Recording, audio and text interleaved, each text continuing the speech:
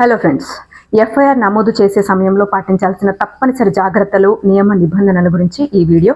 Section 154 CrPC ప్రకారం ఘనమైన నేరాలు అంటే కాగ్నిజబుల్ అఫెన్సెస్. ఎఫ్ఐఆర్ అనేది పోలీస్ స్టేషన్లో నమోదు చేయాల్సిన మొదటి నివేదిక పత్రం. ఈ ఎఫ్ఐఆర్ను ఆలస్యం లేకుండా సంబంధిత పోలీస్ స్టేషన్లో నమోదు చేయాలి. అది లిఖితపూర్వకంగా ఉండాలి, లేదా బాధితుడికి చెప్పినట్టుగా అతను ఏదైతే ఎక్స్ప్లెయిన్ చేస్తాడో యాజ్ ఇట్ ఈజ్ రైటర్ రాసుకోవాలి. అది ఆ కంప్లైనెంట్కి చదివి వినిపించాలి. బాధితుడు సంతకం చేయాలి. పోలీస్ స్టేషన్ అధికారులు దీనికి ఒక ఎఫ్ఐఆర్ నంబర్ని కూడా ఇవ్వాలి.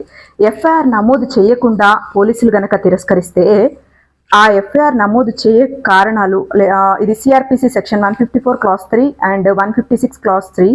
బాధితుడు ఇంకొక నెక్స్ట్ అధికారిని సంప్రదించవచ్చు. అప్పుడు కూడా చర్యలు తీసుకోకపోతే జ్యుడిషియల్ మ్యాజిస్ట్రేట్ వద్ద కంప్లైంట్ చేయొచ్చు.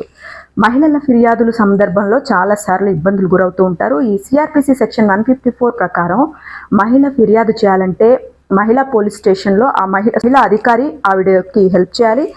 ఒకవేళ పారలైజ్డ్ లేదా ప్రయాణించలేని సందర్భాల్లో వాళ్ళు పోలీస్ స్టేషన్ దగ్గర దాకా రాకోకుండా ఎఫ్ఐఆర్ పోలీసులే దగ్గరికి వెళ్ళి నమోదు చేసుకోవాల్సి ఉంటుంది. ఎఫ్ఐఆర్ ఒక కాపీని కూడా వాళ్ళ బాధితులకు ఉచితంగా ఇవ్వాలి. ఇది బాధితుని హక్కు. ఒకసారి ఎఫ్ఐఆర్ నమోదు అయితే పోలీస్ స్టేషన్లో పోలీసులు దర్యాప్తు ప్రారంభించిన తర్వాత ఆ పూర్తి బాధ్యత పోలీసులకు ఉంటుంది. ఎఫ్ఐఆర్ నమోదు తర్వాత కోర్టు ఆమోదం లేకుండా దాన్ని తిరిగి తీసుకోవడం కానీ క్యాన్సిల్ చేయడం కానీ సాధ్యం కాదు. ఎఫ్ఐఆర్ను రిజిస్టర్ చేయడం ఆలస్యమైన బాధితుడికి ఆలస్యం కారణం కూడా వివరించాల్సి ఉంటుంది పోలీసు వాళ్ళు. ప్రాథమిక సమాచారాన్ని బట్టి ఎఫ్ఐఆర్ నమోదుకి ఆధారాలు అవసరం లేదు. ఎఫ్ఐఆర్ ఒక బాధితుడు వచ్చి కంప్లైంట్ గురించి కనుక ఎక్స్ప్లెయిన్ చేస్తే అది కాగ్నిజబుల్ అఫెన్స్ అయ్యి ఉంటే ఖచ్చితంగా ఎఫ్ఐఆర్ నమోదు చేసిన తర్వాత మీ చర్యలు మీరు స్టార్ట్ చేయొచ్చు. అంతేగాని ఇది ఎఫ్ఐఆర్ చేయడానికి వీల్లేదు అనడానికి వీల్లేదు.